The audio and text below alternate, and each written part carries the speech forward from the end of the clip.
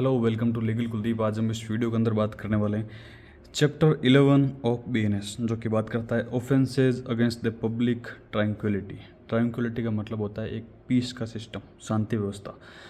तो शांति व्यवस्था को बिगाड़ने पर कौन कौन से ऑफेंस होता है, क्या होते हैं, उसके बारे में ये सेक्शन बात करता है। तो ये पब्लिक ट्रैंक्विलिटी के अगेंस्ट में ऑफेंस होते हैं, जो कि सेक्शन 189 से लेकर के 197 तक दे रखे। आज हम इस वीडियो के अंदर बात करेंगे सेक्शन 189, 90, 193 और 195 के बारे में। ये जो पर्टिकुलर वीडियो है वो अनलॉफुल असेंबली के बारे में। इसमें इस चैप्टर के अंदर मेनली तीन चीज़ें आती है। एक तो अनलॉफुल असेंबली आता है, और एक अफरे आता है, और एक राइटिंग आती है,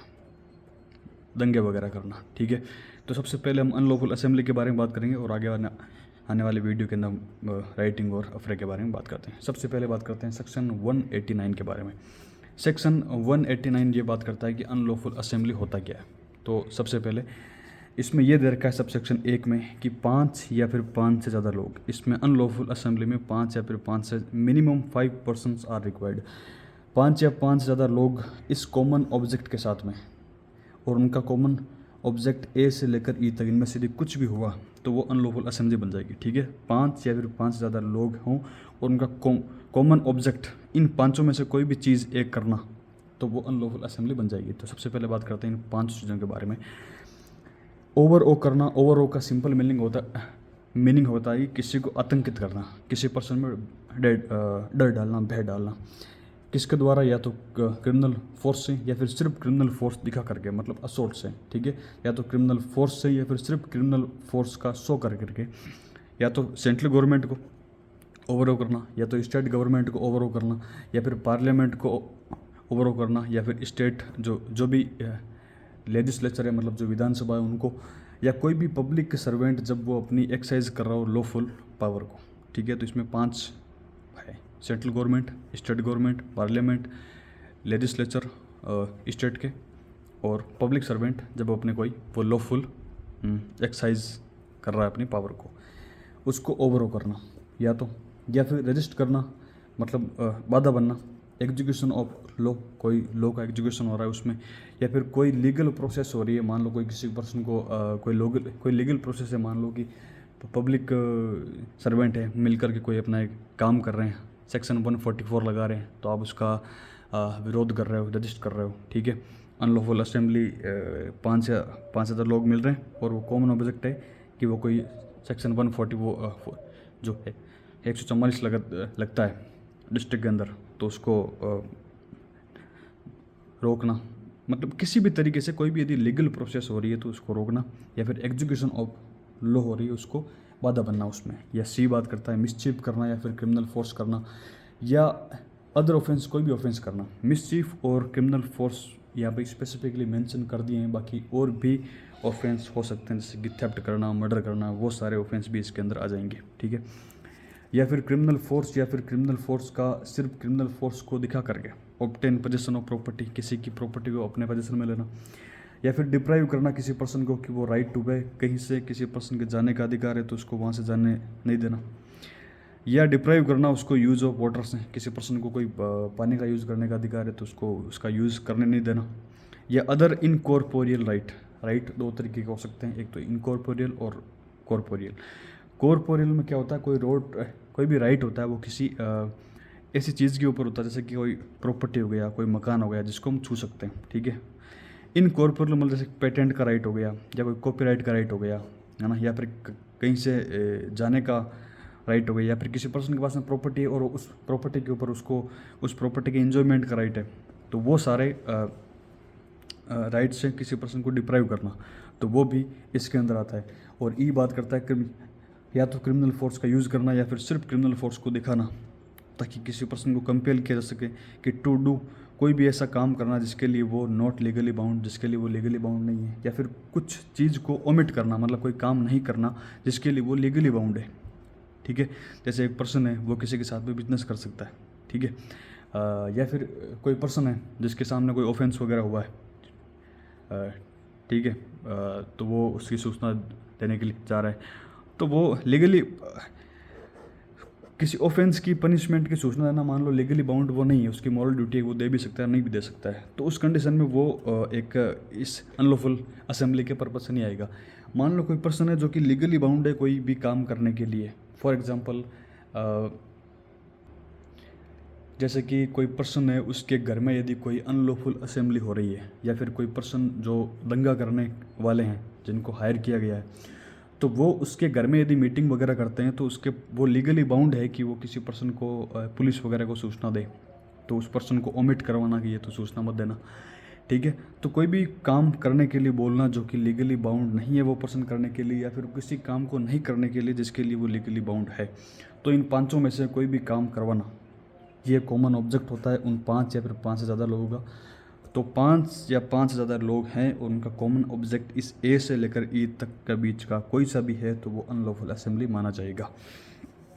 इसका एक्सप्लेनेशन ये बात करता है कि जब शुरुआत में वो पर्सन असेंबल हुए थे तब तो वो एक अनलॉफुल असेंबली नहीं थी, ठीक है, लेकिन सब्सिक्वेंटली वो एक अनलॉफुल असेंबली बन सकती है, ठीक है। मान लो 5-10 लोग इकट्ठा हुए, स्टार्टिंग में तो वो एक पीसफुल प्रोटेस्ट की तरह कुछ कर रहे थे, ठीक है, लेकिन बाद में मान लो उन लोगों ने मिलकर के डिसाइड कर लिया कि अब हम ये कोई काम करने वाले हैं, ठीक है, तो वो जब असेंबल हुए थे तब तो एक लॉफुल एक असेंबली थी, लेकिन वो बाद में अनलॉफुल असेंबली में बदल सकती है। सेक्शन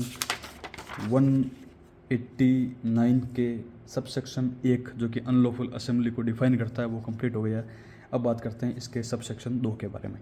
सब सेक्शन 2 ये बात करता है कि कोई भी पर्सन जो कि बीइंग अवेयर ऑफ फैक्ट, ये इस चीज़ का फैक्ट का वो अवेयर है कि ये अनलॉफुल असेंबली है, उसके बावजूद भी वो इंटेंशनली उसको ज्वाइन करता है या फिर कंटिन्यू इन इट। ज्वाइन का मतलब होता है कोई अनलॉफुल असेंबली है वो उसमें जा रहा है, ज्वाइन कंटिन्यू इन इट का मतलब होता है कि मान लो स्टार्टिंग में जब असेंबल हुई थी वो मान लो पीसफुल प्रोटेस्ट की तरह हुई थी, ठीक है, वो उसके अंदर था, अब उसको पता लग गया कि ये जो असेंबली है वो लॉफुल की बजाय वो अनलॉफुल हो गई है, उसके बाद में भी वो उसमें बना रहता है, तो वो कंटिन्यू इन इट हो गया, तो उसको एज ए मेंबर उसका माना जाएगा और वो पर्सन लाइबल होगा, जिसकी इम्प्रिजनमेंट है 6 मंथ तक की हो सकती है या सिर्फ फाइन हो सकता है या फिर दोनों ही हो सकते हैं। सेक्शन 3 सब सेक्शन 3 ये बात करता है कि मान लो कोई अनलॉफुल असेंबली हुई और वहाँ पर कमांड है किसी पर्सन पब्लिक सर्वेंट की, वो डिस्पर्स कर दिया जाए। डिस्पर्स का मतलब वो तितर बितर हो जाए, मतलब वो बिखर जाए, वो कमांड ऐसी मिल चुकी है उनको, वो कमांड मिलने के बाद में भी यदि वो वहाँ से नहीं हटते हैं तो उसकी पनिशमेंट देर की इम्प्रिजनमेंट जो कि 2 साल तक की विद या फिर फाइन या फिर बोथ दोनों हो सकते हैं। सब सेक्शन 4 ये बात करता है कि कोई भी पर्सन, यहाँ पे तो क्या हो रहा है, एक पर्सन नॉर्मली है ना, जब कोई पर्सन नॉर्मल ज्वाइन करता है एक तो वो चीज़ अलग होगी, जब कोई पर्सन कोई डेडली वेपन के साथ में अनलॉफुल असेंबली को ज्वाइन करता है तो उसकी पनिशमेंट अलग है, वो है इम्प्रिजनमेंट जो कि 2 साल तक की हो सकती है या फिर सिर्फ फाइन या फिर बोथ दोनों ही हो सकती है। सब सेक्शन 5 ये बात करता है कि एनी असेंबली, अब यहाँ पे अनलॉफुल असेंबली के बारे में नहीं दे रखा है, यहाँ पे दे रखा है एनी असेंबली, कोई भी असेंबली है और उसमें 5 या फिर 5 से ज़्यादा लोग हैं और वो likely to cause disturbance of public peace, तो वो पब्लिक पीस को डिस्टर्ब कर सकते हैं। उन लोगों ने किया नहीं है लेकिन वो डिस्टर्ब कर सकते हैं, तो पुलिस वालों को ऐसा लगा कि ये डिस्टर्ब कर सकते हैं और उन लोगों ने कमांड दे दी, लॉफुली कमांडेड टू डिस्पर्स, उनको लॉफुली कमांड कर दिया कि आप लोग यहाँ से बिखर जाओ, ठीक है। तो 2 चीज़ें इंपॉर्टेंट है,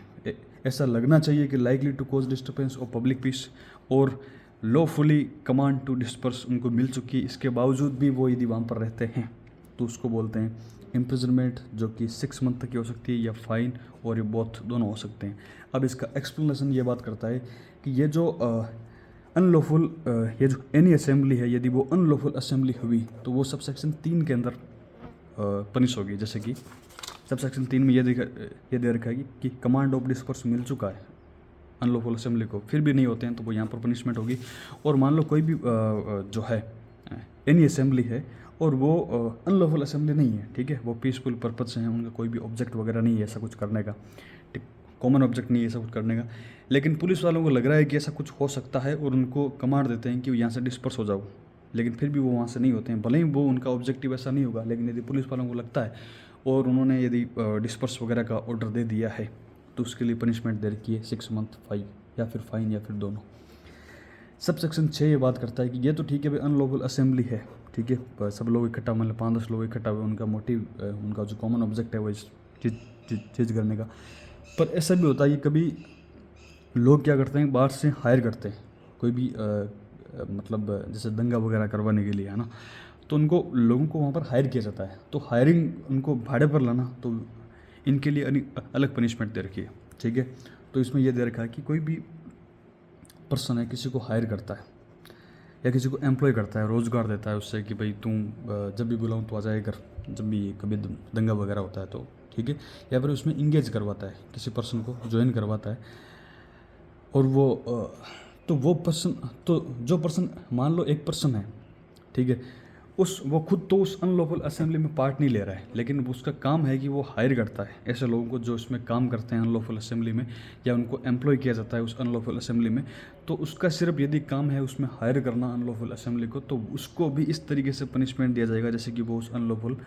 असेंबली का मेंबर हो, भले ही उसमें वो वहाँ पर पार्टिसिपेट नहीं कर रहा हो, ठीक है, लेकिन सिर्फ उसका यदि काम वहाँ पर हायरिंग करना है, वहाँ पर भाड़े पर लोगों को लेके आना है, तो वो वहाँ पर पनिशमेंट है वहाँ पर, ठीक है। तो उसको इस तरीके से पनिशमेंट मिलेगी जैसे वो अनलॉफुल असेंबली का मेंबर है, और यदि कुछ ऑफेंस हो जाता है उस अनलॉफुल जो भाड़े के लोग आए हैं अनलॉफुल असेंबली में, वो कुछ ऑफेंस वगैरह भी कर देते हैं, तो वो इसी तरीके से माना जाएगा कि वो पर्सन खुद ने ही वो ऑफेंस किया है, ठीक है। सब सेक्शन 7 ये बात करता है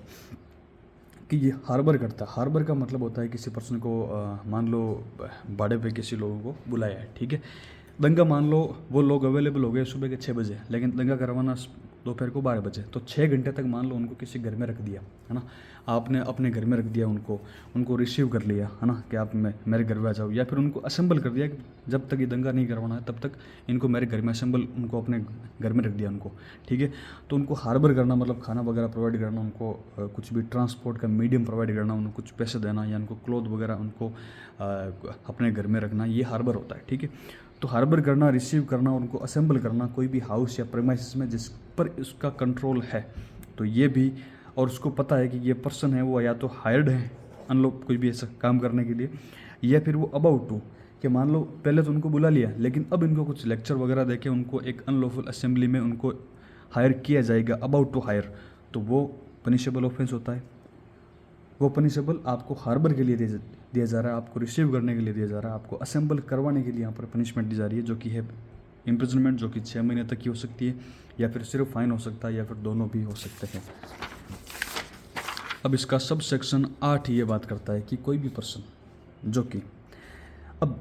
सब सेक्शन 7 में क्या हो रहा था, किसी पर्सन को हार्बर किया जा रहा था, सब सेक्शन 6 में क्या हो रहा था, किसी पर्सन को हायर किया जा रहा था, ठीक है। अब यहाँ पे क्या हो रहा है सब सेक्शन 8 में कि उस पर्सन को हायर किया नहीं जा रहा है, जो पर्सन है वो खुद ही बोल रहा है कि मैं आपके लिए काम करना चाह रहा हूँ, ठीक है। वो चाहता है कि मैं इसमें हायर हो जाऊँ, ठीक है, मैं इसमें इंगेज हो जाऊँ, तो वो अपने आप को ऑफ़र करता है कि मैं आपको असिस्ट करूँगा, ठीक है, अपने आप को ऑफ़र करता है कि मैं यहाँ पर हायर होना चाहता हूँ, ठीक है, उसमें इंगेज्ड होता है, ठीक है। जैसे सब सेक्शन 7 में हमने पनिशमेंट दी थी कि जो पर्सन इंगेज्ड होता है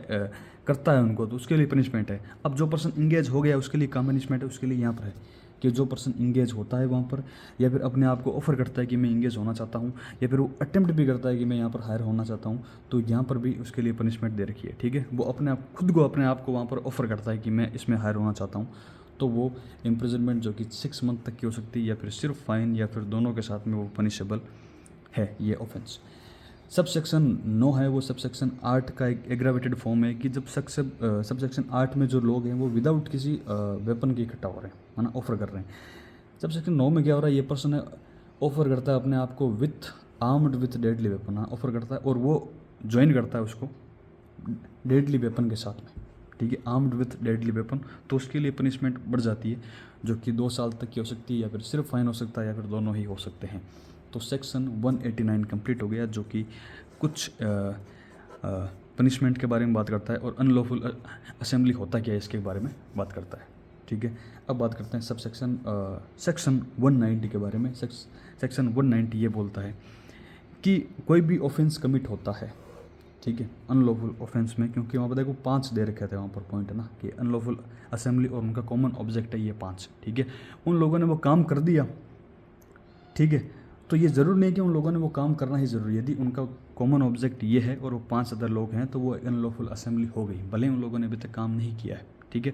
लेकिन मान लो उन पाँचों में से कोई भी उन लोगों ने ऑफेंस कमिट कर दिया, मान लो किसी का मर्डर कर दिया, या फिर क्रिमिनल ट्रेसपास कर दिया है, किसी ने मिसचिप कर दिया है, या फिर ओवर कर दिया है सेंट्रल गवर्नमेंट को,